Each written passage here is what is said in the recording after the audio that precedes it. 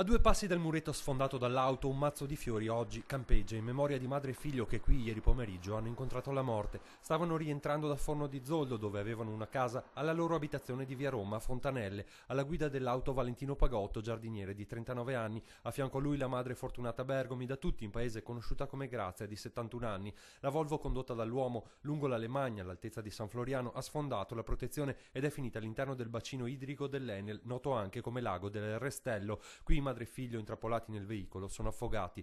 Forse, dicono le persone che per prime si sono accorte di quanto accaduto e che hanno avvisato i soccorsi, con dei piccoli accorgimenti la tragedia si poteva evitare. Non è possibile che nello stesso punto vadano giù 2 macchine, quando sotto c'è un salto di 20 metri, un bacino idroelettrico, bastavano 4 metri di guardrail, forse qualcuno si salvava. Un incidente fotocopia qui accadde circa 30 anni fa. A bordo di un'auto, 2 fidanzatini di ritorno dalla Germania finirono in fondo alla scarpata, però miracolosamente si salvarono. Una coppia italiana qua che veniva da Germania, 2 fidanzati, sono andati dentro, ma loro sono stati fortunati perché si sono fermati vicino al lago, sì, sopra il lago che era una roccia, però i suoi soldi navigavano sopra l'acqua.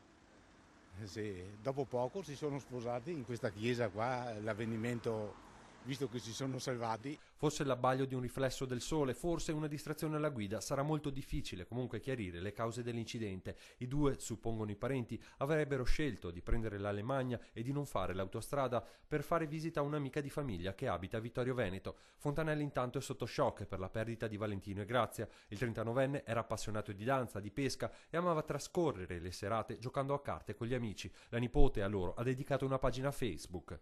Valentino è una persona squisita come la mamma, pertanto siamo veramente uniti alla famiglia e qui c'è ben poco da dire, stiamo in silenzio e stiamo solo vicini nelle preghiere.